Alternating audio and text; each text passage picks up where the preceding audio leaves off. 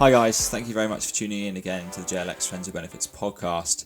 This is Dan speaking, and I just wanted to make you aware that during the conversation between Heidi and myself today, we are going to be discussing some potentially triggering topics, some triggering thoughts.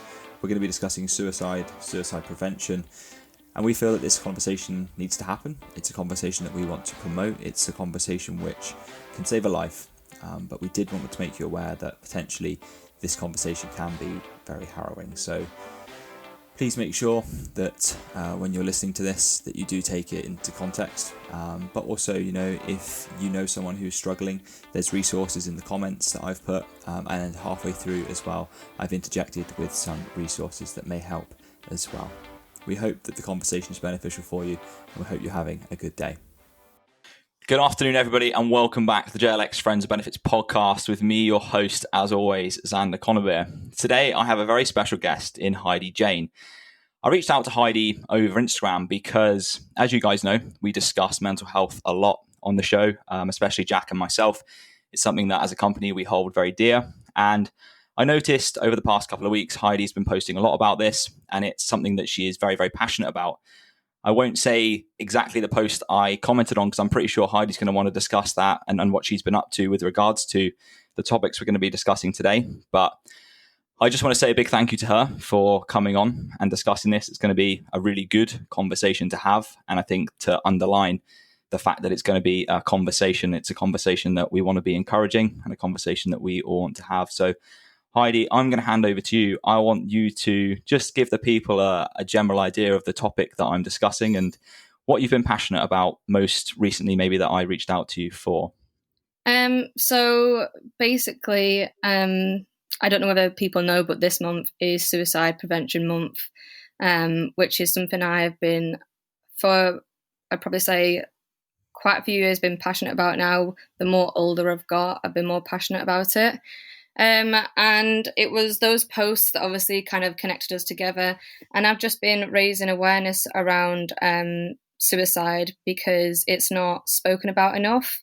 Now more than ever, because it's Suicide Prevention Month, it's definitely something I want to just really open people's eyes to. One thing that I saw the other day, the statistic that I put out was that at the moment, everyone is so scared of this coronavirus going around, and that currently it's killed about 800,000 people. But then nobody's speaking about the fact that every single year, 800,000 people die due to they commit suicide.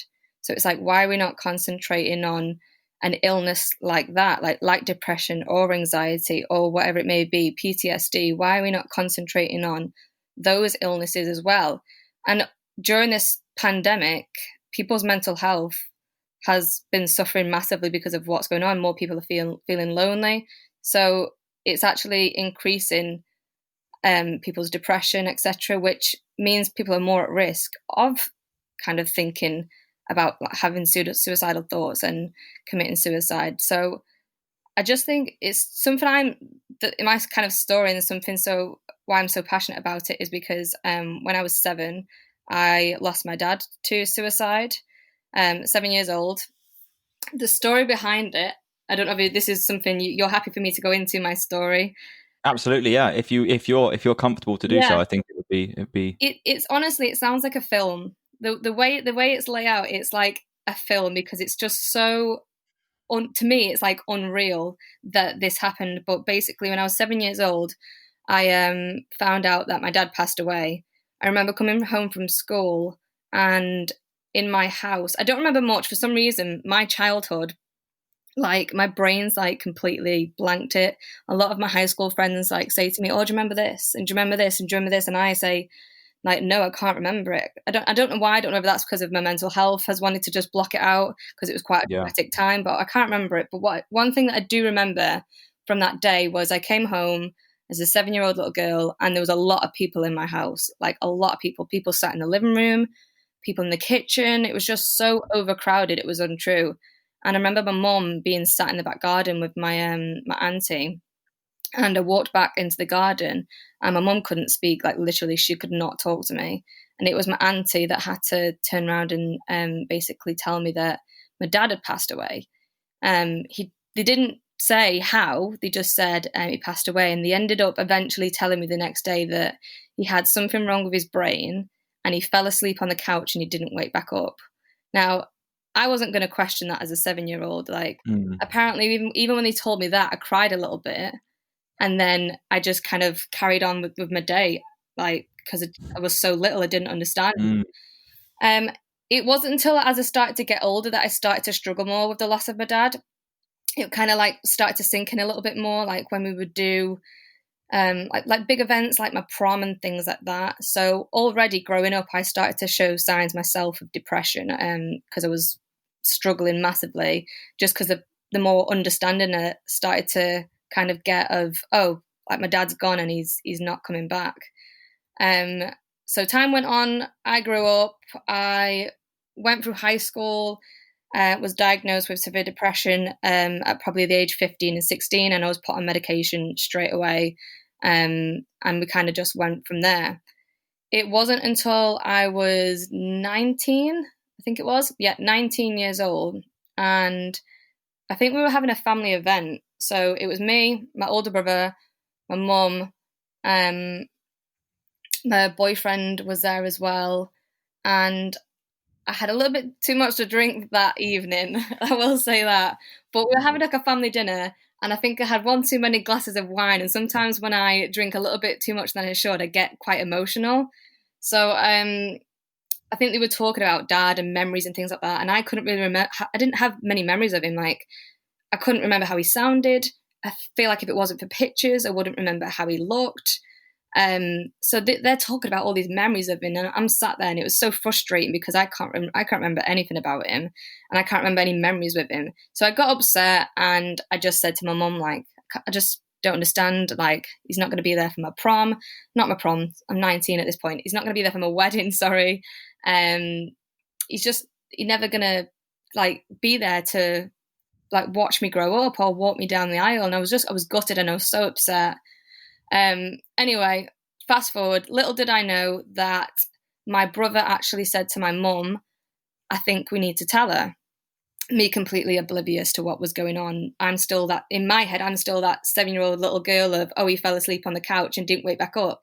Literally, when anybody would ever ask me, or when it got brought up about my dad and, oh, he passed away, when anybody ever asked me, I had the same like rehearsed line. It was always the same thing I would say every single time of, he fell asleep on the couch, he had something wrong with his brain and he didn't wake back up. And that's how I can say it so easy now, because it's something I've been saying since I was 7. So my brother spoke to my mum behind her back. That sounds awful, not behind her back, but took her to one side and said, I think it's time we tell it. And I think my mum also messaged my boyfriend as well that night and said, please, can you not go to work tomorrow? So he was like confused as to what was going on, but I think he started to put 2 and 2 together. And we drove my brother came over to me that night and he said, we'll go and see dad tomorrow, as in we'll go down to his grave and we'll go and sit with him. So I thought, oh, that's nice. I was upset about him anyway, didn't clock on or anything. So me and my brother, Andy, my boyfriend, my brother's girlfriend, Jess, all drove down to the grave. I found it weird at this point because normally Andy, my boyfriend, would come with me, and normally my brother's girlfriend, they would walk down with us as well, and they didn't. They stayed in the car, and I was like, okay, that's strange. So just me and my brother went down, and we were sat at his gravestone, and my brother was just acting like so strange. And I was just like looking at him, and I was like, are you okay? And that was when he kind of started the conversation, and he said to me, he said, what I'm about to tell you, he said, you can't be angry at me, you can't be angry at mum, and you can't be angry at dad. And I was literally still no idea like of what he's about to tell me. And then he went into, he said dad was extremely depressed, like severely depressed. And he took his own life. He committed suicide. And it's still very hazy for me, like remembering that moment. But I just remember crying my eyes out, like absolutely bawling. And part of me wishes that I never asked how he did it, but I did in that moment, and my brother told me. I'm not going to say, for triggering reasons, I'm not going to say how he did it, but Yeah. I just have such really bad, like, things that I see now on TV or little things elsewhere or certain words that triggers me now because of what I know and how my dad committed suicide.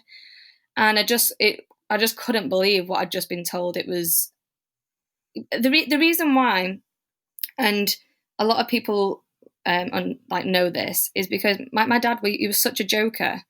He was such the clown, like very much like me, which is why some people struggle to understand that I struggle with severe depression, like, because he was just always the person making you laugh. In my head, I just thought, did I not know my own dad? Like what is going on? I just couldn't believe what I was being told. Like, no, he wasn't sad. He wasn't this way. He was always happy. Like, how could this be? It was just such a shock to the system, because I'd gone from being 7 years old to now 19 to being told something completely different.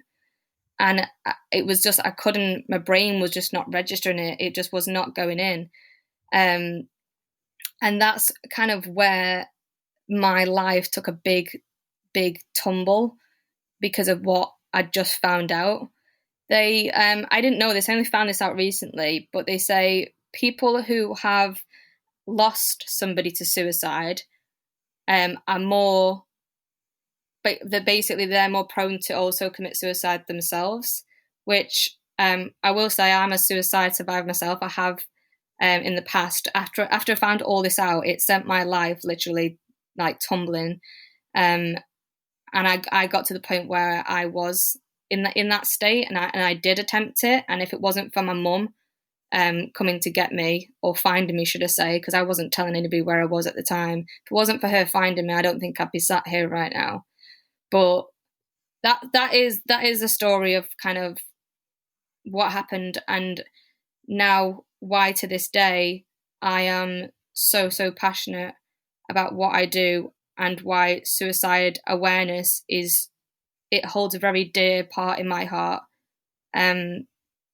So yeah, that's kind of where I'm at with it at the minute, and I'm just trying to do so much. I'm just trying to. I don't want people to feel like they can't talk about it, because that's what put my dad in the position that he was in, is that he felt that he couldn't speak to anybody, especially as a man. Like, back then, we're talking, it was his 18-year anniversary not so long ago. Like, 18 years ago, for a man to be suffering with his mental health, it just wasn't spoken about. And they always use the terms like, oh, man up, and things like that, like pull yourself together, and as though men's feelings don't matter. So I think that's something that needs to be spoken about as well. And I'm sure you'll agree yourself, is that it needs to be equal. It can't just be, oh, well, females, their feelings matter, but males don't. Like, no, it's as equal. And it's actually it's proven that men are 3 times more likely to commit suicide than women are. So it's something so important to me, and which is why I literally can't talk about it enough, because I don't want anyone to ever go through losing somebody to suicide, or even having those thoughts themselves, because it's not a nice place to be. And I feel very lucky that I am sat here today, because it could have been a completely different story. Yeah, definitely. Well, I think firstly, I want to start by just saying thank you for sharing that. And I think on behalf of maybe everyone who's listening as well, I think we can appreciate how difficult that is to share. And I know that we discussed on, I think it was maybe on Instagram, that as difficult as these conversations are to have, and I think, it's hopefully to save a difficult conversation like the one that you had to have when you were 7, right? It's to save a family, perhaps a boyfriend, a girlfriend, a brother, a sister, a mother, a son, the conversation that you had to have. And I think it was you that might have said to me, actually, it's just a conversation, but at the same time, it's just a conversation that goes a long way. It wasn't like it was going to be an easy thing to do, but when you start to calculate and look at the bigger picture of what one conversation can have, I believe it's a little bit like chucking a stone into a pond, right? It's not just that initial splash, but it's what the rippling effect that can take hold of that initial splash. Yeah. I think in terms of things like from a male perspective, I've always been very emotional as a person, and I think maybe we'll talk a bit more about that later. But I think in that respect, you get put in two lanes. Either you are someone who finds it easier to talk about these types of things, or you find it much, much harder because, as you said, you live in that stimulus, or not that stimulus, that that's not the word I was looking for. You live in that I can't think of the word now, but that almost persona that you can't share that. Yeah. So you almost box it, and then it stays there until those boxes start to accumulate and add up, and over time it just takes one situation for things to kind of break down. Yeah. One thing I did want to ask you, if you don't mind, just from what you were sharing there, and I hope this doesn't No. take us off course, but when you said that you didn't know until you were 19, is that potentially because you didn't want to know, or do you think that you did already know? When I say I had no clue, like when I say I had literally no clue, which is why it was such a shock to the system, I had no idea. And I said to my mum, like, I can't believe that for that long, what is it, 13 years, how nobody slipped up. Because like don't forget, every single person on this earth that knew my dad or knew of my dad, apart from me, I was the only person that didn't know that he'd committed suicide. How nothing slipped up between those 12 and 13 years, I will never know. And my brother, who's 5 years older than me, he actually he found out the actual, like, how it happened at the age of 12. So I was 7, he was 12. He found out straight away. And I always used to have this kind of like weird relationship with my brother. He was never affectionate to me, would never hug me. He was very angry all the time. Like we didn't have a great relationship whatsoever. And I just used to think to myself, like, what is his problem? Like, well, what is his problem? Like, there was just something. I just feel like he hated the world, and he was just never affectionate to me. And now, as soon as I found that out, I just thought, Jesus Christ, like, you were walking around the house with me in this house, and having to keep this secret, like. And it literally broke it. Honestly, it broke my heart. And I look at my brother now and I think, you are an absolute inspiration to me. As a 12-year-old little boy, to find that out about his own dad. And I do feel like sometimes there is more of a connection between a father and son. And he's older as well, so he's going to remember more than I did when I was 7. Yeah. Everything just made sense, and I understood now why he was so angry all the time. And I will never ever blame him for like our relationship in the past or how it was. And I'm not angry at my mum either. Like, I'm not angry at my mum for keeping it from me, because in her eyes, she said, because she already saw signs of depression at such a young age, like we're talking like age 13, 14, because she saw those signs, she felt like it was never really a right time to tell me. She thought that because I was already showing signs of depression, that to tell me this was just going to send me over the edge. So she was always just so frightened to kind of let me know. But I was literally the only person, and it was like, I said this to, I can't remember who I was speaking to, but when I really genuinely sat down and thought about going through that kind of period of time of what I just found out, it felt like I'd just lost somebody all over again. But this time I could feel it more and understand it more, because I wasn't a 7-year-old little girl.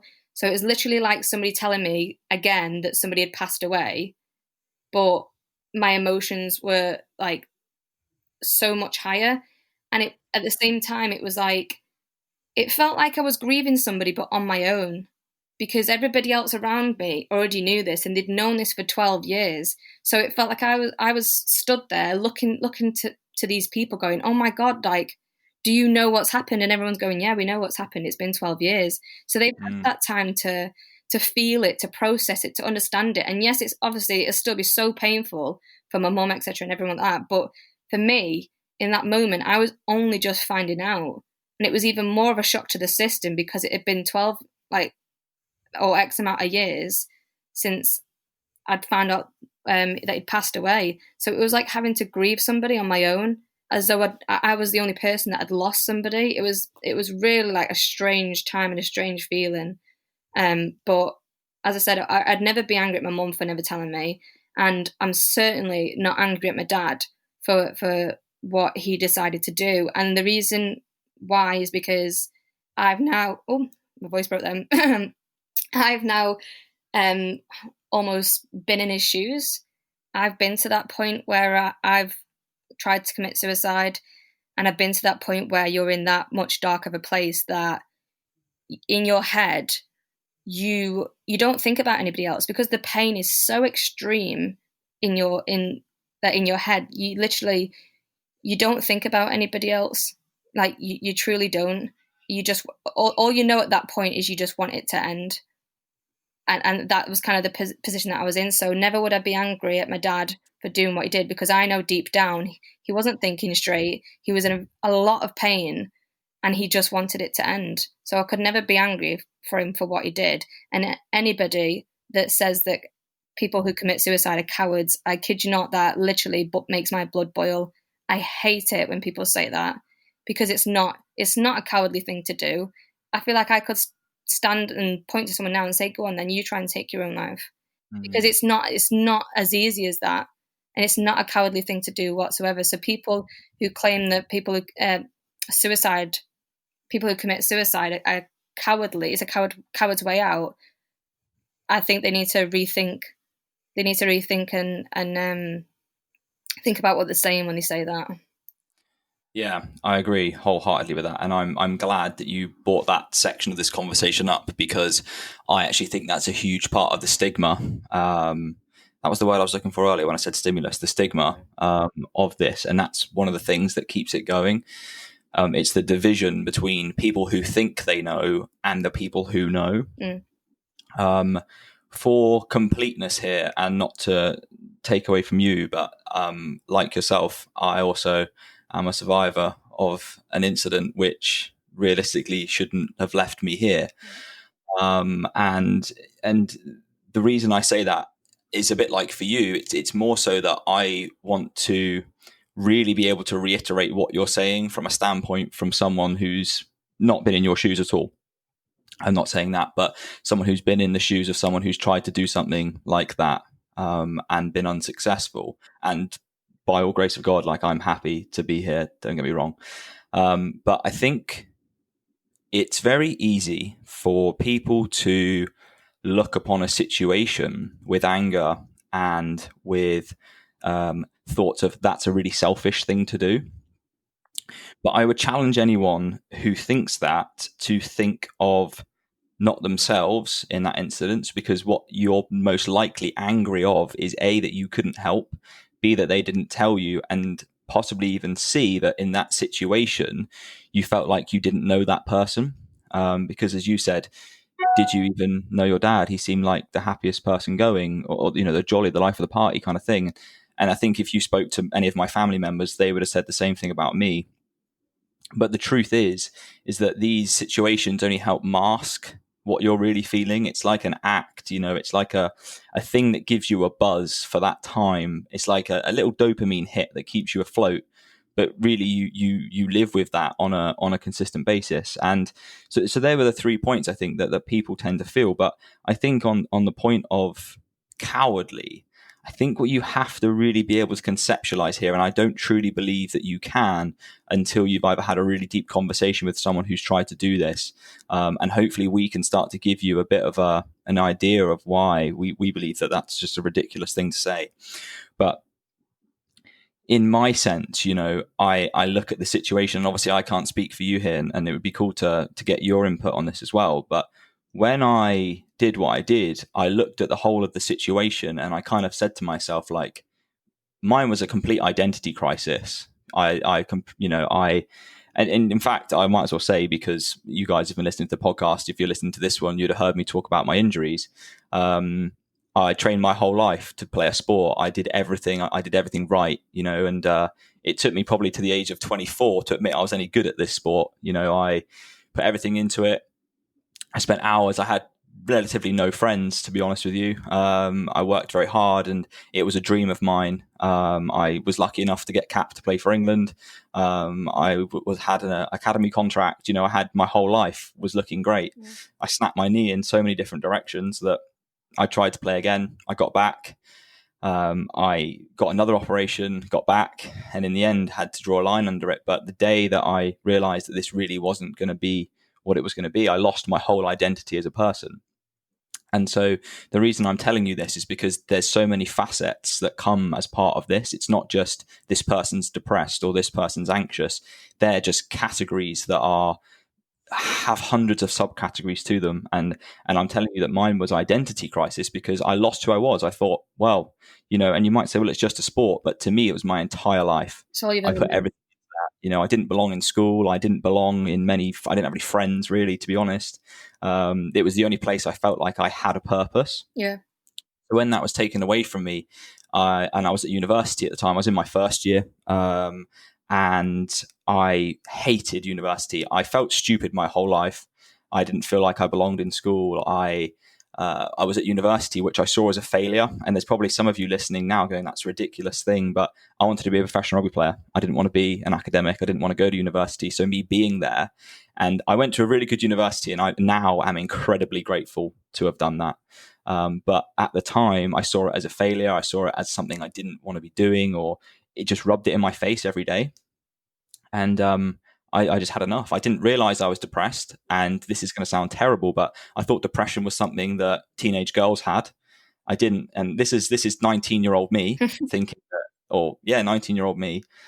Because when I was in school, loads of girls used to say they were depressed. Yeah. So I'd never ever heard a man say they were depressed. Yeah. I'd never heard any bloke say, I feel depressed or down. So my only association with the word depression was with young girls. So until the day that this happened, and again, for non-triggering purposes, I don't think it matters for me to say why or what. But, I looked at the situation I had in front of me and I just went, everyone would be better off without me. The world would be better off without me. And quite frankly, I can't do this anymore because my time's up. And that for me was like, I've made my decision. And it wasn't selfish. It wasn't cowardly, because I truly believe that my purpose on this earth was done for then. I just thought, I've had a good run and everyone else would be better without me. I thought I was just a disappointment to my family. Not that they had anything to do with that. Yeah. I just felt like I had something and it was taken away. And so when people say it's cowardly, it immediately, it feels like fight or flight just kicks up 100% when they say that, because there's so many things I want to say to those people. And one of those things is, if you truly think that that's cowardly, I think two things. A, you actually deep down inside probably know that you've been to a place and you want to mask that with the complete opposite reaction. Yeah. When people are scared or sad, they get angry. They don't just say, I'm sad. They just start yelling at you. Yeah. It's the same thing. And I think that the other thing is that people, A, I said, I'm masking something, or B, just have no understanding or don't want to understand that situation. And I think that presents this huge block in the middle where people who commit suicide are terrible people. Yeah. And categorically, that just is not true. No, it's not whatsoever. And I honestly, I think once I've heard a person say it, and I kid you not, they looked at me and they looked like they wanted to run the other way. And I'm bloody glad, because it's just, and I think also I want to say thank you for sharing your story. Like, that was like really like not lovely to listen to, but it was like in ways I could kind of like link your story to mine of how you were feeling. But it's just, I remember being sat on the couch, and do you know Robin Williams? So Robin Williams, I remember being sat on the couch, and it came on the news that he'd committed suicide. And I remember saying to myself, oh my God, like, this is a guy that is a comedian that has shown us Mrs. Doubtfire, who's, do you know what I mean? Shown us all these different characters And I remember turning to my mum and I said, I can't believe somebody that happy could do something like that. And what's even more strange is at the time I still didn't know about my dad. So I turned back around and literally my mum was sat there thinking, oh my God, like, is this the part where I tell her? Do I tell her now? Yeah. And I just remember being in complete and utter shock. But I think the most important thing around this is that something as simple as a smile can hide so much. Yeah. Like something as simple as a smile can hide so many things. And even when I was going through like my darkest times, still the next morning, I'd turn up to work like nothing ever happened. Yeah. And I thought to myself, if only my work colleagues around me knew that last night at 1 o'clock in the morning, there was an ambulance at my house trying to take me to a psychiatric ward. But then I was adamant that I wasn't going it. But then the next morning I'd turn up to work like nothing ever happened. Yeah. You have to treat everybody as though they are going through something. And even though they might not be, and even though oh, look at me, life is so great, that could be a front, that could be a cover for something else. Which is why I don't want to say I expose Instagram, but I talk so much about I will never post on Instagram a picture of me smiling if that's not how I'm feeling that day, because it's just not real. It's just not something I can do. Why does it always? I get that Instagram is everyone's best highlights, but why does it have to be that way? Wouldn't it be more? It's like we've created, isn't it? Yeah, wouldn't it be more relatable if you saw somebody who that's not, like, for example, I have done this before. I woke up one morning and I was not okay, and I thought, do you know something? Maybe somebody else has woke up this morning feeling the exact same way. So I'm going to post a picture. I'm not going to smile because I don't feel like smiling. I'm not going to put any makeup on because I don't want to make an effort. I'm going to show myself basically the way that I am. I looked scruffy. I looked down. I looked depressed. And I took that picture and I put it on Instagram. And it was just basically to say that if anybody else is feeling this way today, then so am I. Because I can't. A lot of people, and I'm not slating them for doing this because maybe that's how they cope with it. But I know sometimes a lot of people will post like a very posed picture or a smiley picture, and then underneath it's them explaining how depressed and sad they are. It doesn't have to be that way. Like, let's be more open, let's be more real, let's be more raw, because it's more relatable. It's 1000% more relatable to somebody who may be sat on the other side of their phone screen, sat in the exact same position. Yeah, 100%. I think something interesting to mention, like you said about that post, using your platform to do exactly your mission, right? It's to do exactly what you set out to do from the start, I guess, in a way, and that was to be transparent, to be giving this message across to people who may not necessarily need it, but there might be one person in that group of people who see that. And again, I can see similarities, just as you said, amongst the situation that I had this moment, and I go to therapy all the time. So I said this on a podcast the other day.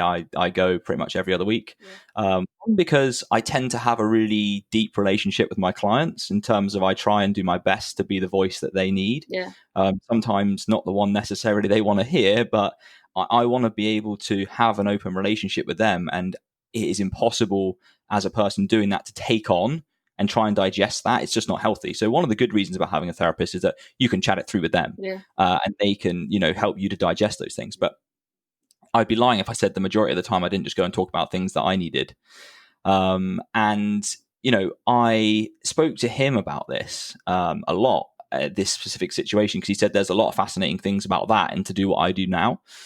And I decided that day, well, actually it wasn't that specific day, but once I realized that my plan was faltered, so to speak, I was given a second chance. That's exactly how I see it. I look at it and just think there's no way I should be here. Somebody, and whatever you believe, if you're religious or not, somebody said my time wasn't up yet. And I said to myself, I'm going to do whatever I can to make somebody else's life better in the life that I've been given now. And that was one of the things that really convinced me to come on. And you'll know how nervous I was before we pressed play on this. And I'm sat here now incredibly hot because I think it is a difficult topic. And it's not difficult because I don't want to share my story. It's difficult because for me, I always set out to make other people's lives better. And if you're one of my clients, you'll know that that's my mantra. That is, I will make all my decisions based on what you're doing to make your life a better place. Yeah. So if I've decided that I've said to do something, it'll be to make your life better. Yeah. Obviously, there's exceptions to the rule. If you're trying to go into a physique competition or you're trying to step it up a real another level, then sometimes you have to make tough decisions that are possibly not better for your life in the immediate future, but for your goal. And that's very different. But the thing about this conversation for me and from that moment was, if I can do anything that will spare somebody else from being in the same position that I was in that day, then I would do whatever it took. I would say whatever I could say because, I have a brother, I have a sister, I have parents. I had a girlfriend at the time. I have a different one now, but for those of you who are wondering, I look at the ripple effect that would have had on everyone else. And actually, I wouldn't have been the first one in my family either. So I look at actually what my parents would have gone through had I have done that when I look back. And I just think, how did I believe that I was doing them a favor by not being here? And actually, when I got home, I had a tremendous breakdown, completely just poured my heart out to my parents. And they were fantastic. They couldn't have done anything better for me in that moment. And actually, like you mentioned about medication, this is something, again, I think has a huge stigma built around it. Like, oh, I'm not mad, I don't need pills or anything like that. And my GP made me look at this in the best possible light for me. I'm not saying that this is the best light for everyone who's going through a situation like this.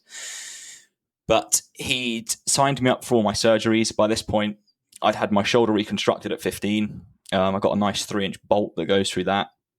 I'd had 3 knee surgeries. I've actually had 5 now, and a multitude of other things that had kind of gone wrong in a short period of time. And my mum said, look, you will do me one favor, and that's all I ask of you. You go to the doctors and you speak to the GP. So she took me. And I said to him, look, I don't feel like I'm depressed, but my mum thinks that I am. I think this is something that I can't get, and they described this to me, and they used people as an example that I know have taken their own lives.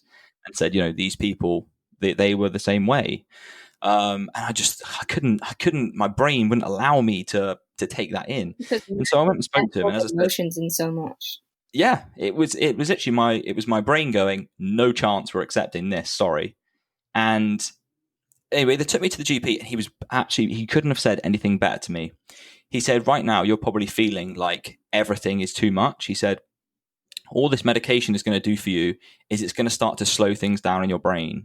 And he said, what you now need to do is use that time where the thought processes are slower to go to therapy and then get them to put those thought processes into boxes for you. Yeah. And for me, as a visual person, that was exactly what I needed. And now, like when I talk to my partner about stuff that I'm stressed about, I visualize boxes. So I'm very visual. I have like a revolver that sits in my brain. That's how I picture stuff. And it'll be like, she'll be like, what's wrong? And I'll stick stuff on my revolver until it ticks. And I'm like, that is what the problem is right now. Yeah. And for me, it's like when stuff gets too much, I just picture my boxes with the lids kind of rattling. And I think I need to deal with that. And I need to do something about it, because else those boxes start erupting and then we have a problem. But don't look at it as a failure. And a lot of people do. I've spoke to clients about this in the recent past, where they're like, I think this is a real failure. I haven't managed to fix myself. And I'm like, well, firstly, there's people dying of all sorts of things. Do you think they go, I'm not having medication because I can't fix myself? Yeah.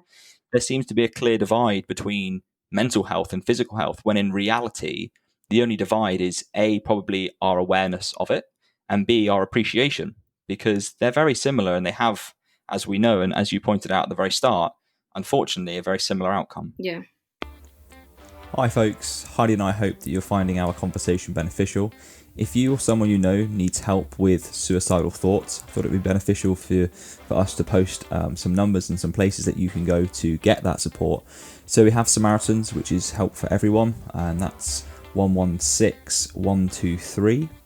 We have Campaign Against Living Miserably, Calm, and this is for men, and this is 0800 58 58. We have Papyrus, and this is for people under the age of 35, and that's 0800 068 41 41. And then for those of you under 19, we have Childline, which is 0800 1111. We hope you find our conversation beneficial, but if you do have suicidal thoughts, you are struggling with these things, do make sure that you reach out. Or if somebody you know is struggling, then as we've said in our conversation, do reach out to those. And you have these numbers here. I'll put them in the bio, in the comments, just so you have them. So talking about medication and therapy, I was put on a lot of medication after I'd found out everything with my dad.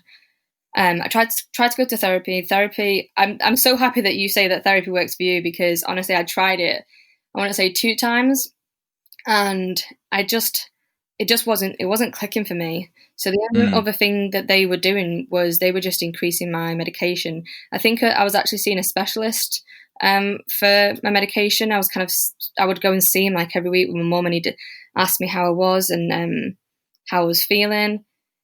And every week I just felt the exact same. I didn't feel like I was improving, and I kept saying to him that I just feel like my brain is outsmarting the medication. Like, even if you put this thing in front of me and you say this is going to help, my brain's like, no, this isn't going to work.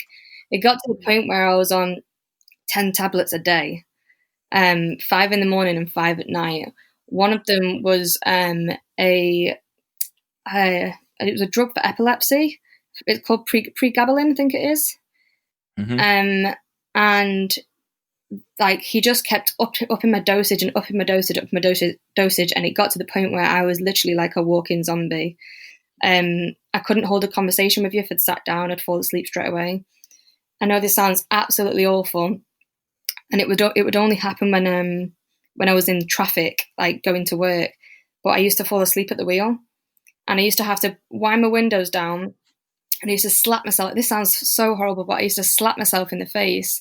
And I used to have to turn my music up really loud. And sometimes after the windows were put back up, but I have to scream, like, just to like try and like wake myself back up, because I don't mean just blinking and all feeling tired. Like, I was literally falling asleep at the wheel, and I was just a walking zombie from the amount of medication I was being put on, and I was on so many different things. So for me, it kind of got to like a point where it was like, right, well, medication's not working for me and therapy's not working for me. What do I have left? Nobody's told me anything else to do. Like, that, they're only your 2 options is therapy and medication. Like, and if they're not working, then that's it. Like, job done. And that's what kind of led me to my decision of trying to commit suicide, is because I thought there's nothing left for me here. Like, there's no help, there's no way out. And it wasn't until I can't remember how I ended up going about it. I think it was through my Instagram. It was seeing girls exercising, lifting weights, and I was like, that looks cool. Like, I want to try that, but I don't really know what to do, and I don't want to look like an idiot. So I went out of my way to quit my original gym that I was at. And I joined an all-women's gym to make me feel more comfortable, because then I wouldn't have to go to this weight section where I thought all the men were, and And that is the moment where things switched for me, which is why I'm such a huge advocate now for fitness, and currently training to be a PT now, which is absolutely amazing. I've been given an opportunity, which is fantastic. But I am just a huge advocate for exercise and your mental health. I don't feel like it's spoken about enough, nowhere near enough than it should be. And I always say to everyone now, what needs to happen, and I don't know whether this does happen now, it's been a very long time since I've gone into a doctor's, sat down and said, look, I'm not feeling okay. But I feel like if this doesn't happen yet, what needs to happen is we shouldn't be given 2 options, we should be given 3 options, or at least combined one of the 3 together. Yeah. It should be, okay, well, we can try some medication, we can try with some therapy, or we can try, even if they work with the NHS, I don't know what, but to give them like a free PT session just to get them in the gym and get them moving. Because the one thing that isn't given is the one, like in the doctors, is the one thing that ended up saving my life. Like, I kid you not, it saved my life completely. And that is what flicked the switch, and that is what kind of gave me the beginning of my purpose in life. And I speak so much about it now, and people don't have to complicate it. Like, I know a lot of girls my age and a lot of young girls, and maybe even blokes, they like to complicate things, and they think that they have to go and start doing 100 kg squats, which isn't what you need to do. You could literally walk into a gym and walk on the treadmill for 20 minutes, and you still walk out feeling a little bit better than you did before. It's just getting moving, and just doing kind of spending that time on yourself. I used to have this really horrible attitude, and I speak about this all the time. I tell people this story of how I used to be after everything that kind of happened in my life with my dad and my depression. I don't know if it's because I was immature and I was younger, but I had this kind of like arm folding attitude of, oh, well, because all this has happened to me in my life, the world owes me a favor now, and something good is going to plonk itself on my lap. Like, world, you put me through so much shit that I'm like, you know, when people say your time's going to come and you're going to have that break.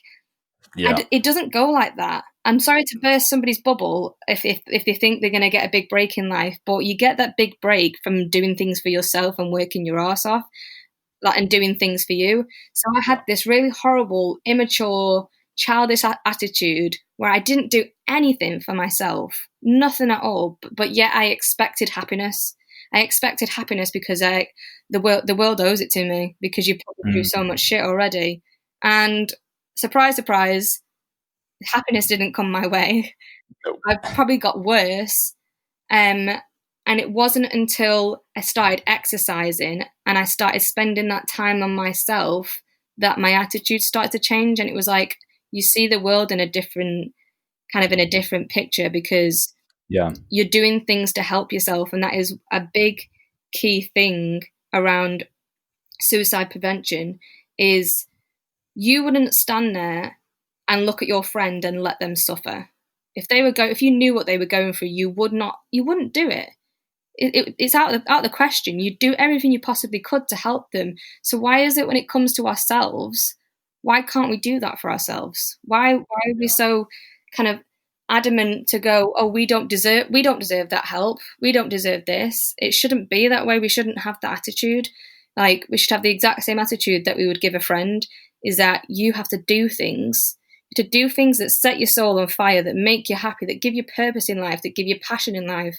Because the second I started doing that, no matter what I'd been through, it still helped. Like, shortly after I kind of found my feet, I managed to get myself off all my medication. Wasn't a nice process, to tell you that. I was literally like getting cold sweats every night.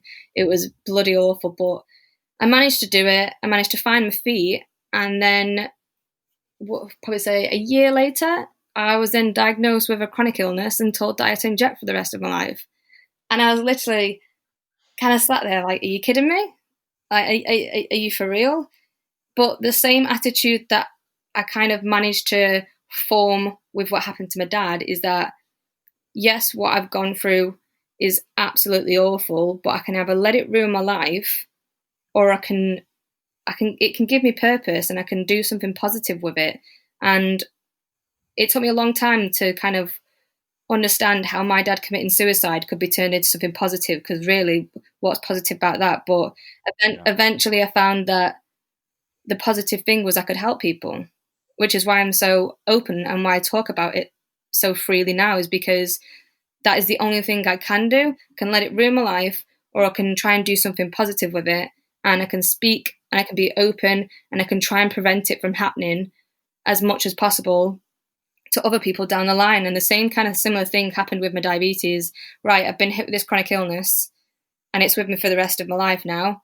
I can either let it ruin my life, or I can turn this into a positive, and I can show people that you can live with type 1 diabetes. And I'm a dance teacher. I've got my own dance school. I hope that one day, if one of those little kids then becomes diagnosed themselves, they've seen Miss Heidi getting on with her life, teaching as normal, and they know that it's nothing to be ashamed of. It's something that you can crack on with. So you mentioned quite a few points I'd like to underline and maybe just go into in a bit more detail. much. Not at all. It's fantastic. It's absolutely fantastic. The first kind of point I clocked on was the exercise point. So the importance of exercise, and again, very similar to you. So I hated the gym with a passion when I used to play rugby. All I wanted to do was play rugby. I couldn't give a crap about the gym. I just wanted to go and kick a ball around. But like you, I remember the day that this happened, and I remember looking at myself in the mirror. And obviously, I used to be this rugby player. I played rugby every hour of the day. I looked after myself, and I looked in the mirror this day, and this was the day of the incident. And I remember thinking to myself, like, what have you done? Obviously this had scared me so much. It gave me like a real view on stuff, and I was completely out of shape. And I just remember looking at myself going, what have you done to yourself? And I think part of the reason I felt so terrible was because I treated myself so terribly. And there's a couple, and this kind of links on through your points really, because if you have the mentality that you are sad and you are a sad person, then the happiness that you can gauge from stuff that you previously found becomes much harder because you live in that identity. And it's very hard, I understand this, to get out of that. And I think what happened in that incident was it just like snapped in my brain. And I remember that day, and it's very similar to what you said. I remember looking at myself and just going, what have you done? Mm. And I said, you were once an athlete who had major goals set for your life. You stuck to those goals. What the fuck changed? Because I had no reason. I couldn't walk properly or move very well or anything like that. But actually nothing outside of that situation changed. And there's two key points to this. The first point was that I realized, a bit like you, that I had to do something. I had to do something for me again, that was not just moping around drinking alcohol with my flatmates and playing poker every now and again. It had to be something for me. And we started all going to the gym together. We all got our memberships and off we trotted down to the gym. I was on crutches at this point because I had to have another operation. So we used to trot down to the gym. I tell you what, those were the best times of like my first year of uni that I remember, because I started to feel good about myself again. I felt my body start to work. I felt my mind start to be like, ha, we're back. And again, something interesting you spoke about is that whole mentality of, why has the world done this to me? Why? And we spoke about this before. I don't know if you've read this or whoever's listening. There's a book by Viktor Frankl called Man's Search for Meaning. And Viktor Frankl was a psychiatrist who was imprisoned in Auschwitz. And I tell you what, if you want a change of perspective, read the book. I'm going to read that. That sounds amazing. I'll ruin one bit, because this is just a snippet that really kept with me, and I've mentioned it now, and I feel like it fits perfectly to what you said. He went from the mentality of, I want this from the world now because it did it to me, and he swapped that to, what more does the world want from me, in a way of saying, okay, we've done this, what more can we do? It's almost like a let's play. Yeah. And like, I didn't read this till maybe like 18 months ago. But I realized that, a bit like you, I had that kind of swap in mentality. It was like, you've thrown this at me, I've done this, this, and this, and I'm still going. So if you continue, if you want to continue playing this game with me, I'm on board, because I'm not going anywhere now. What's that saying where they say that the universe only throws its hardest battles to the ones that they know can have like survive it? So, and I think another thing why it's important for both myself and yourself to speak out is because we have, luckily enough, our attempt failed, and had that attempt not failed, we wouldn't be here. But we are damn right lucky to be stood here today to now vouch that there is another side, that you can overcome it. We are that other side. We are that other side that you can get past this. And you can live life, and there is so much more to life. So I think that is another reason why it's important for us to speak out.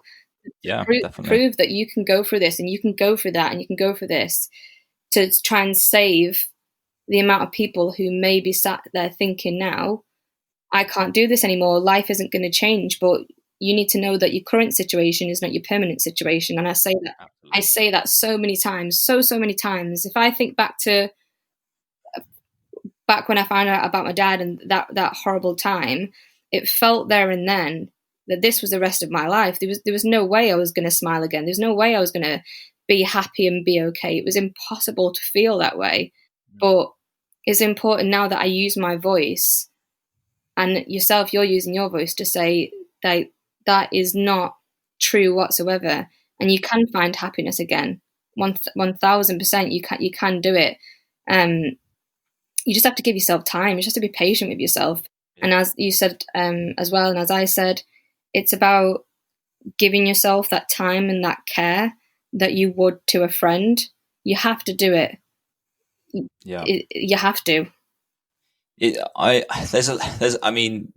so many things on this, and I could probably talk everyone's to sleep if I continue too much. But the thing here, there's a couple of key points. The first one is you have to hold yourself to a higher standard to start with, and that might to someone be like, whoa, hang on a minute, like I'm in a terrible place right now. But actually, if you are able to look at yourself and go, what things am I currently not doing? And it's simple stuff. Do you brush your teeth twice a day? Do you make your bed when you get up in the morning? Start holding yourself accountable to these things, because you become the governor of these issues. You command the fact that your bed has been made. You command the fact that your teeth have been brushed in the morning. And you might say, this is ridiculous. But actually, these are all things that I started doing around this time. Maybe not the teeth brushing point. Obviously, that's the thing that everyone does. But my bed was a bloody mess. Yeah. And I remember just thinking, like, this is the whole issue I have right now. I am a mess. My room is a mess. Yeah. My car is a mess. Yeah. If I'm going to change me, I need to change my environment. Tidy space, tidy mind is what they say. It absolutely is. Environment is a huge thing. And if you want to know more about how environment can change mindsets, there's a really interesting study that was done after the Korean War, I believe, in America. A lot of soldiers became heroin addicts. I believe it was Korean War. And I might have got this wrong. Not Korea. I can think of it in my head, but I can't say it. For goodness sake, it'll come to me in a second. It was what was the Forrest Gump film? Have you seen Forrest Gump? Haven't you? Forrest Gump, yeah. What was the war they were in? Oh, you're asking the wrong person. I cannot remember for the life of me, but I'll think of it. But in that war, anyway, a lot of American soldiers became heroin addicts, and once they moved home, I think it was something like 80 or 70% of them were no longer addicts. And it's because, one, obviously it's harder to get hold of, but two, the huge change in environment is a massive thing. And, you can do simple things, move your room around. How can you get, maybe some more mirrors to get more light in there? You can do all sorts of stuff like that can really help. But the key thing that I really wanted to latch on to you, to what you said, was the combination of things going forward. So if we're looking at how now we can look up, look forward and benefit, I think a combination of missions needs to be there. It can't just be one thing. It can't just be medication or therapy or this. I would always recommend doing something one thing or two things a day that are just for you. What are you going to do today that is just for you? You might want to meditate. You might do some yoga. You might go for a walk. It doesn't really matter. It can be simple, but it has to be for you. Day. Yes, I think I posted about this either yesterday or the day before, saying even if it's just 10 minutes a day, you have to do something for yourself. Yeah, 100%. And you have to give yourself to that practice and hold yourself to the higher standard to do it. Because although it's like, it's 10 minutes, I'll do it tomorrow. You keep that attitude up. Tomorrow never comes. It's like, I'll do it. You need to be like, right, this is a must for me because I know it's going to be helpful. The other thing is to do something active. So like you said, and like I did, we started going to the gym. I truly believe that resistance training or any kind of training that gets the body functioning in a full way, in a way that actually feels good, not just doing some bicep curls, although I know I'm keen for bicep curls. It's like actual movement, even like a little circuits class, even if it's 10 minutes, get your body moving, because once you are actually able to appreciate what your body is capable of as the magnificent thing that it is, you start to appreciate yourself again, and you start to see that you are far more than just your thoughts or your feelings. And then if you combine that with like a therapy, whether that's CBT, personally, I didn't get along with that very well at all. I know that some people do. I see a psychologist now more than I get along with that theory, because they really challenge me. I'm someone who will put a wall up and be like, I'm right. Yeah. And he's like, nah, it's bullshit. Absolute bullshit. And I'm like, oh, okay, I'll tell you the truth. And if you combine all those things together, you effectively get this mixture of things which keeps you going and keeps you healthy. And I truly think that getting your foot up the ladder with whatever that is, if you don't want to go to the doctors right now because you're scared or you're concerned, think of this. And I think that a lot of people, and I'm not sure about yourself, but I know for me, if I've spoken to people about this recently, it's, there's people worse than me. And the thing, or people say, there's people worse off in the world. And I think, oh, hang on a minute, because there's also people who've won the lottery recently, but I don't see you saying I can't be happy. Yeah. Right? You can't just be like, I can't be sad, because there's sadder people. Yeah. No one complains about being happy when there's happier people. And with that in mind, you need to be able to, one, not hold that view of there are sadder people, so I can't be sad. Yeah, I hate it when people do that. It's like people dismiss their own feelings. Like, oh, I'm going through something painful right now, but you're going through something worse, as though their feelings don't matter. Yeah. It doesn't matter what you're going through, big or small. If you're still going through something, you're still going through something. And you shouldn't dismiss your own feelings because of that. It's not a competition, do you know what I mean? Yeah, absolutely. And I think if you are able to combine these things, you are 100%, whether it's, whether you're in a place where you can go to the doctors because you feel like, or not, start something, whatever it is, start something. Because you might figure that you start exercising and then go, do you know what, this is helping me a bit, but I still feel a bit shit. Then, that might have given you the self-confidence to open up the conversation. Yeah. But before you start anything, it's very difficult to do anything. You have to first make an action, I believe, in whether that's a conversation like you and I are having, whether that's just going up to maybe your parents if you still live at home, or even if you don't, or a partner, and just trying to see what happens when you say, I'm actually feeling very sad. Yeah. I'm actually feeling very anxious. Or what you said yesterday actually really hurt me, and I'd like to talk about it. I feel like the reason why we need to, it's always said, putting a conversation out there if somebody's having suicidal thoughts is going to put the idea in their head is completely false information. I said that to you before. But at the same time, I feel like had my mum, and I'm not slating my mum here, but had my mum felt more comfortable to say to me and sit me down, Heidi, are you thinking of, are you having suicidal thoughts? And I learned this from, I did I don't know if you've seen, I did a suicide prevention awareness course the other day. That was actually the post that I was referring to at the very start, by the way, when I reached out. By the way, I can't get over how many people did that. I was literally blown away, and it really my heart was just so full that all these people did that. But one thing that I did learn, which took me back to a time when my mum would, she would probably say something like this, or somebody else, like stepdad, would say something to this, but sitting down and saying, are you having suicidal thoughts? What you're not supposed to say is, are you thinking of doing something silly? You're not supposed to say something like that, because you kind of that to that person who might be struggling, you're kind of saying to them, you're being silly, basically. What you're doing right now, you're feeling silly. So that course was great, by the way. I don't know if you can link it somewhere to whatever. Yeah, I can. If you want to give a shout out for it now, go ahead. I'll also stick it in the notes so people can click on it and see I'll just send you the link and you can pop it in the notes. Yeah, okay. But yeah, it's a great course to do. But I feel like had my mum felt comfortable enough to say the word suicide, it would have prevented so much that happened further down the line. So it's just about being confident enough and being comfortable enough to say those words to that person, because that could be the difference in what saves their lives. And the second that person who is struggling hears somebody else say the word suicide, they might go, oh, okay, I can talk to you about this. Like you've already brought it up now anyway, so I can talk to you about this. It's absolutely fine. And as I said, there's this big stigma around, if you talk about suicide, it's going to put the idea into somebody's head. If somebody's is thinking about suicide, it's there anyway, regardless. It can't not be put there. And even if it is put there, the thought is put there, you're still having a conversation with somebody that is comfortable to speak about it. So I would definitely recommend that course 1000%. It's great. Would you agree then that actually, with the concern that people think that if they speak about it, it would put the thought into that person's head, would you argue the opposite effect could happen if you actually go for it and you bring up this conversation? And another thing I hear are, don't do anything stupid, Well, exactly. Yeah, so do I.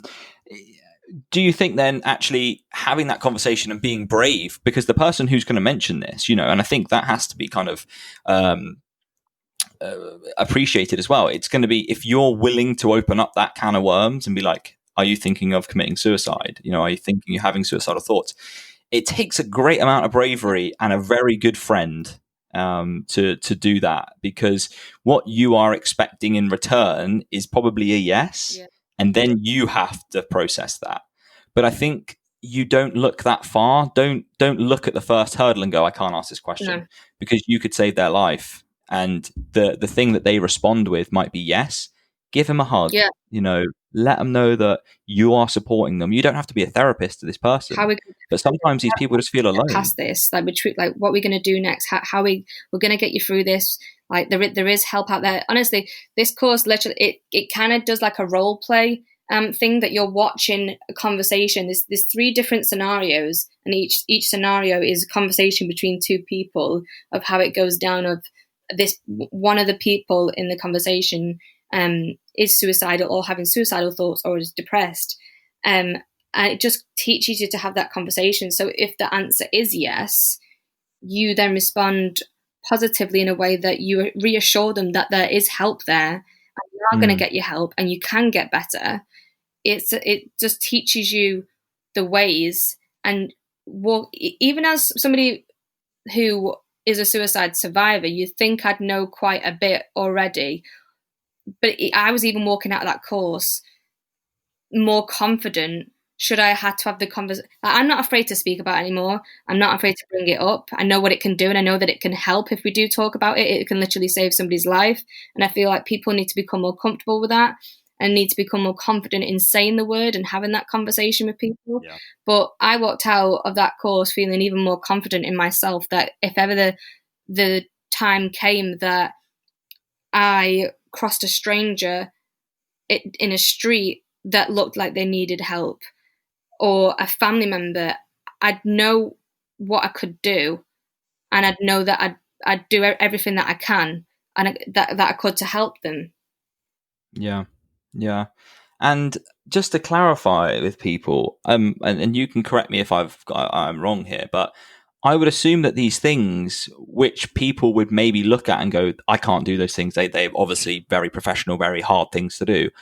I would probably assume that it's just about saying and doing something that's probably natural to a lot of people, and putting it in the right place. It's not about giving them a medical diagnosis or anything like that. I think probably most of the time it's about showing that you care. Yeah. Is that probably about right? Yeah, that's basically it. It's a normal conversation. You've got to treat it, although it might not feel normal to the person bringing it up, because this may be the first time they are speaking about it. It has to happen like a normal conversation. And the second they hear you asking and they respond, well, yes, I am feeling this way, you're not going to turn around and go, all right, okay, see you later. You're not going to do that. That is the kind of the icebreaker. That is the moment where things can open up. And it can either go 2 ways. It can either brush it off and say, no, I'm absolutely fine. And you can kind of not push, but delve a little deeper and say, oh, well, I've just noticed, you've not been acting yourself, and da-da-da-da. And at that point, that could maybe open the conversation up.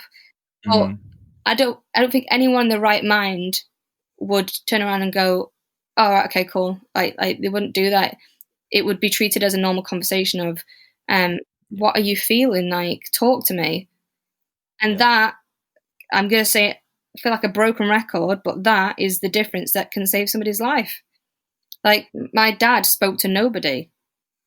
I think people knew that there was something there. I think there was medication that he'd been put on, but he took himself off it. And very similar to yourself, actually, what made him even more depressed is he played football. He was a big football player. I don't think he did it professionally, but he ended up getting an injury, and his foot got put in like a cast, basically. And it came to a couple of weeks later, or 6 weeks later, they came to take it off, and it was still absolutely knackered. They had to put it back on again, and this was making him like even more worse, because he absolutely adored what he was doing, and he couldn't get around himself, and that was a big key factor into doing what he did. Yeah. So I've lost track of thought now, but yeah, going back to go on. Yeah, go on. No, carry on if you've caught your thought. No, go on. I was going to say, I think it highlights, and I think it's something that we aim to highlight more than anything, is that no one pebble is the same, right? No one situation is the same, but that doesn't, it's never an excuse to not host the conversation. Yeah. And I think I'd have two pieces of advice, because I have had a conversation. In fact, I probably shouldn't say, actually, I'll just say I had a conversation with somebody once, a very, very good friend of mine. And I believe it was a conversation which helped in preventing something which would have been a disaster. And he's one of the nicest blokes in the world. And for him in a situation, very, very different situation to most, but he just felt like in this situation that when I asked him, and I probably said the wrong things back then, in a sense, listening to you now and generally, but I knew my outcome. I knew what I wanted to achieve. And he was like, no, he got really angry. Wow, what a stupid thing to say that is. And I just kind of paused for a second. And I remember just saying to him, like, if there's really no truth in what I just asked you, then why are you yelling at me to put me off the scent from asking you anything else? Yeah. And he started to yell again. And I said, just before you say anything else, can you just think about what I just said? Because I just want to help you. I want to give you a big hug. And I want to tell you that it's okay. We can, we can talk this out. And he just burst out crying just like that. And he just said, like, he said everything. I won't go into that. But one of the things I think from both sides of the coin here, you can't look at this as the person who's about to initiate the conversation as, oh my God, I don't want to have this conversation. Because think of what that other person's going through. Yeah. Think of the person who has to answer that. And then what happens then? It's a big thing. I think we're inherently people who tend not to want to embarrass people, maybe. And you think, I don't want to put them in an awkward position. They're already in an awkward position, and life doesn't get much worse for that person. You can only make things better. And as you said at the very start of this conversation, a smile can do that. A hug can do that. And just some form of support in any which way can do that. Yeah. And it's not about moving mountains for people. It's not about doing degree courses in psychology. If you can do things like suicide prevention courses, that's a fantastic way to add to your, for want of a better word, repertoire of skills to help people. But not only that, if you have a great platform for these things, then share, then educate, then, post things up that get a lot of attention, like you did, with people saying, oh my God, thank you. It certainly grabbed my attention. I was like, this looks wonderful. And it took me by surprise. I'm not going to lie. Obviously not knowing you well. At that point, I was just like, wow, this is refreshing for my feed. And I giggle at that in a way to say I'm embarrassed almost that I haven't maybe done enough for it. And I was nervous about this conversation, as I've said at the start. I think my hands have only just started drying up.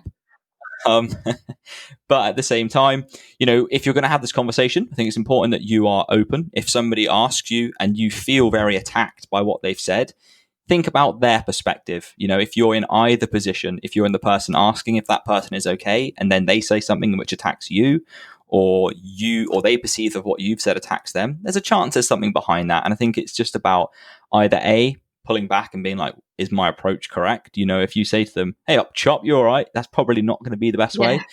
Um, but and I think that's probably where the conversation between males becomes far more difficult, because everyone's trying to seem like the alpha. Yeah. Everyone's trying to seem like everything's fine. And I think the truth is that it's a thing. I was speaking to someone about this the other day. It's almost a thing in the 21st century for, like, you're not allowed to be sad, or you're not allowed to be unhappy about something. The true fact is we have that emotion for a reason, and that's either to teach us that we've done something wrong. So, if you hurt someone's feelings, they have a go at you, you're sad about it, you've done something wrong, you should learn from that. But also because something might be wrong or something might be bothering you. And the only difference between being happy and being sad in that respect is that when you're happy, you feel good, so you don't bother with what actually made you happy. You just kind of go, woohoo, I'm in a great mood today. Sweet. But if you actually investigate that, why am I in a great mood? And I think to myself, if that's today, I woke up this morning and I thought, today I'm going to do some good shit. Today, something is going to come with the podcast I've got planned yet, like later today. And I woke up in that mood of, this is going to be a good day because something will come of this. Whether that's something we never find out, who knows? Maybe someone reaches out and said, this was the best thing I needed this. Yeah. And it doesn't matter if either of those things happens, right? I think one thing that I will touch base on as well is, like you saying, like, we're not allowed to feel sad, etc., things like that. I know a lot of people listening to this, or at least one person listening to this. I think it's important to talk about it. Is they'll be feeling like you. How am I going to go with this? You can feel depressed and you can be anxious and you can have suicidal thoughts, but yet have nothing traumatic have happened in your life. So what I don't want people to do is listen to my story and listen to your story, but then also having those same thoughts and then going, oh, well, how can I possibly be feeling this way when I've not had to go through all that? Like, life is hard enough as it is. I did a charity walk last week. It was on Suicide Prevention Day, World Suicide Prevention Day. And I went on my own and I met people that I'd never spoken to before. And there was a lady who, she worked within a company that helps with suicide prevention, things like that. And she said, there is links to suicide where people aren't even depressed. Like, they're not depressed whatsoever. What it comes down to is that life gets too much for them, whether it be debt, like bills, or just like schoolwork, uni, whatever it is. And so they can have no signs of like clinical depression, but yet they can go and do something like that. So I don't want to anybody to take away from their own feelings just because they may not have had to go through something traumatic in their life. Like, as I said, well, first of all, right, currently now we're going through a bloody pandemic, so we are all dealing with something on the scale. Do you know what I mean? But at the same time,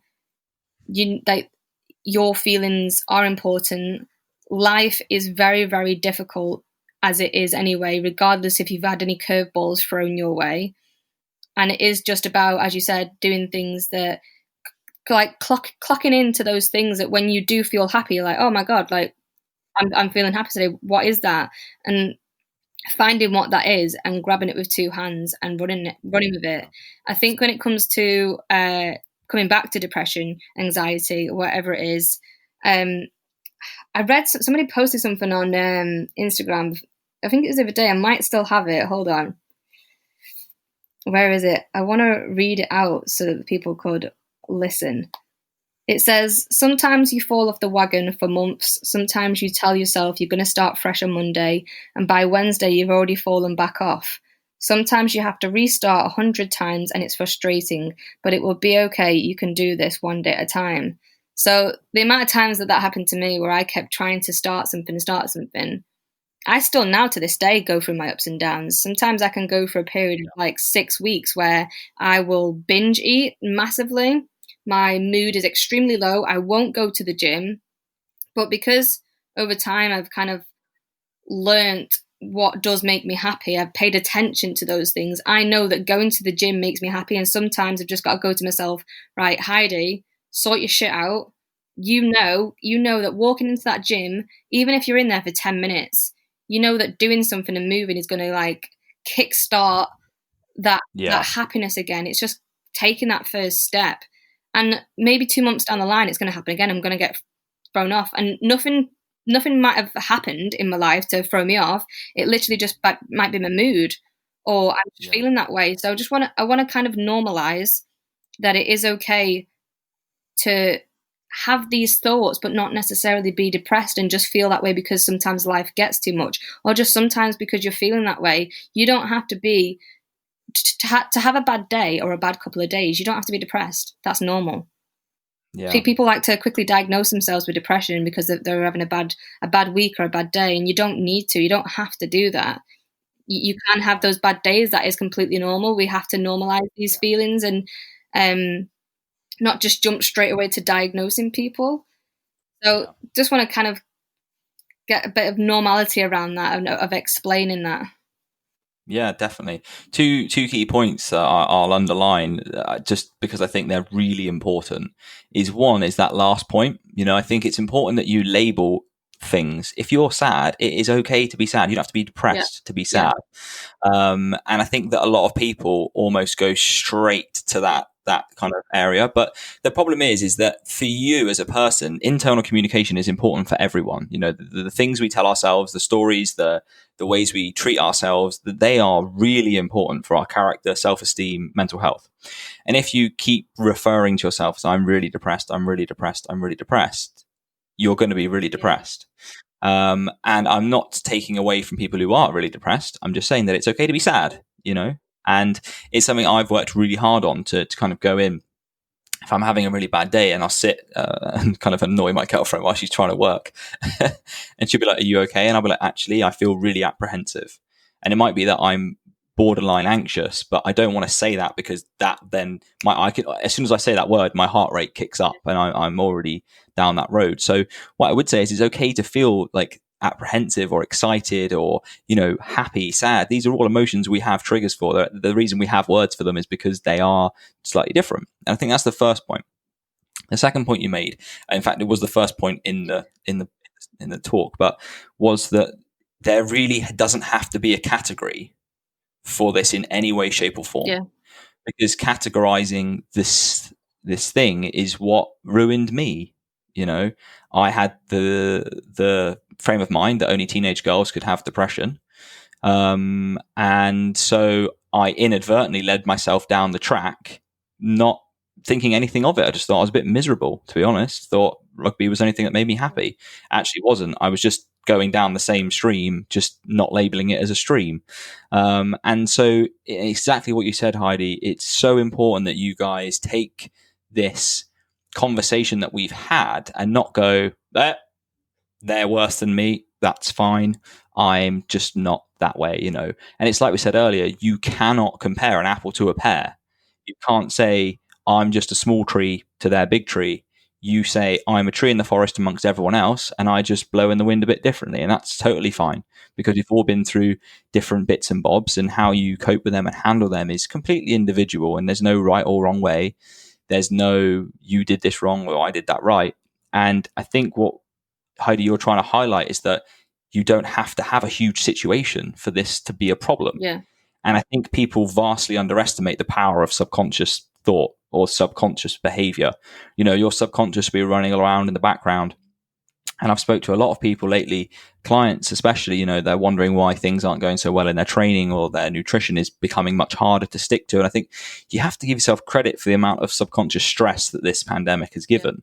People have been cooped up inside for a long period of time. Is my area going into lockdown? Will my routine be messed up? Do I have to go back to the office? All of these things are grossly underestimated by the power of us because we think of them as like black and white objects. But our brains don't categorize them as that. They take them in and go, I'll sit on this for a bit and see what I think about it.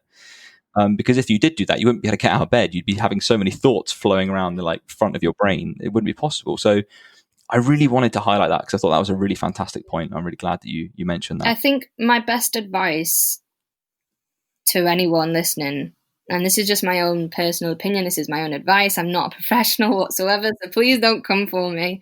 But I'd like to say that I've dealt with this for many, many years, like going on from being 13, I'm now 25. The best advice I could give you is to not fight it so much. when these feelings did used to approach, and I'm not saying depression, you could just be having a bad day and not feeling great, but when that bad feeling did approach, or my depression approached, or my anxiety approached, I used to fight it so hard. I used to make myself feel like crap because of it, and it was just like this constant battle between me, myself, and I. And I used to fight the way I was feeling. Like, no, I don't want to feel this way, and fight. And over time, I've realized that the more I became comfortable, and the more I almost looked from like like as though the thought I was looking at in front of my face, and I kind of thought, okay, today I'm not feeling so great. Is there a reason behind it? Let me have a little think. Is there something that's triggered it? Even if it's something so small, so tiny, and even if I couldn't think of something that might be making me feel this way, I then would sit and go, well, Heidi, look at your track record. Like, you've had a tough upbringing, and well, let's take that away. Let's forget about tough upbringing. You've got a lot of stress with work at the minute. You're running a business on your own. Okay, let's take that away for a minute. Oh, let's look outside. The weather's really, really shit today. That can put a bit of a downer on my mood. Like, just those simple little things. And I'd go, okay, all right, well, let's put it down to that. And even if I couldn't find a reason, I'd go, oh, I'm not feeling so great today. That's okay. I'm not going to fight it, because tomorrow is a new day. I know I've learned very well from my experience that, I said it before, current situation is not your permanent situation. Eventually something will change. You will come out of it. Give yourself time. Doesn't matter if it takes days, weeks, months, years. It is not forever.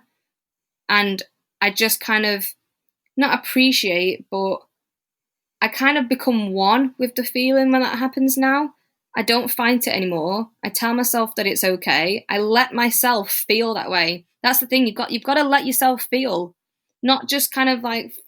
I agree with that. 100%. Bat it the other way. Let it in, feel it, accept it, know that it's okay, and it will pass. It will pass much quicker than you fighting it. For example, if you fall and you've got a cut on your knee or a scab, eventually that's going to try and heal. But the more you pick at it and the more you fight it, it's not going to heal and it's not going to go away. So get your finger off the scab, like, accept that it's there, know that it's painful, but eventually that's going to go. I couldn't think of a better script to finish on there, I don't think. Is there anything else you wanted to finish up with? I think that as a lasting point, I'm not going to add anything to that personally. I think that's a wonderful way to finish. And I think there's a lot of takeaways there in that last bit, especially for people listening. I feel like is there anything? Talk till midnight tonight, to be honest, but no. we could do a series all in one day. Well, you can tell we're passionate about it. Do you know what I mean? You can tell it. I hope so. I hope that they can tell that as well. And all I hope is that, regardless of how many people listen today, as long as this can help one person, then my job here is done. Even if it was just you that I've helped, do you know what I mean? Like, and you, well, I mean, in listening to you. I was certainly very nervous coming on here today, and you've helped me to come on and feel. I mean, even in the chat we had at the start there, I felt so much more comfortable speaking about it with. I've never actually spoken about it with someone else who's in the same position, so. For me, it was quite bizarre, I think, to start off, and I'm thinking, that's how I felt. Yeah. Like, and then, do you know what's really weird is, like, I look at it now and I think I felt sorry for you, and I think that's how I felt. But when you told me, I felt really like, okay, like, I'm not just completely bizarre. Like, this is a normal thing, and that was the whole goal of this conversation, right? It was to normalize something which has a huge stigma on it. Yeah. I think my lasting words before we say goodbye is give yourselves a chance and give someone else a chance. Ask the difficult question, because as you said earlier, it's something that you never know what the outcome of that question could be, but you'll sure as hell find out if you don't ask it. And you don't have to be a psychologist or a therapist. You just have to be a friend. So do your best in those situations. Yeah. Suicide is preventable. Remember that. And on that note, thank you ever so much for listening. Heidi, we can't thank you enough for this conversation. And as you said, hopefully one of you guys will be able to help somebody, if not yourselves, from listening. And if you have any questions, I'll put Heidi's tag down below. If you don't follow her already, then do definitely go and do that. And I'm sure you'll be open to any questions. I certainly will be. So if you follow us on the JLX account, you'll most likely get me. I'll pick that up, or you can DM me directly. That's absolutely fine. Thank you for having me. You're most welcome. Thank you ever so much. Thank you ever so much for listening, guys. Have a fantastic rest of your morning, afternoon, evening, day, and we will speak to you again next week. All the best now. Take care. Bye-bye. We're going to be adding in a Q&A to the podcast in a few weeks' time. And to do that, we're going to need some questions from you guys. So do go over to our team Instagram page at JLX Coaching on Instagram, of course, and click the link in the bio, and it will take you to a quick Google form where you can fill in any of the questions you've got, and we will get to those in the podcast to come. As for coaching, you can also check the link in our Instagram bio for that, or go to the website, which is at the moment jacklenton.com, and you will see the links to coaching there. Have a good day.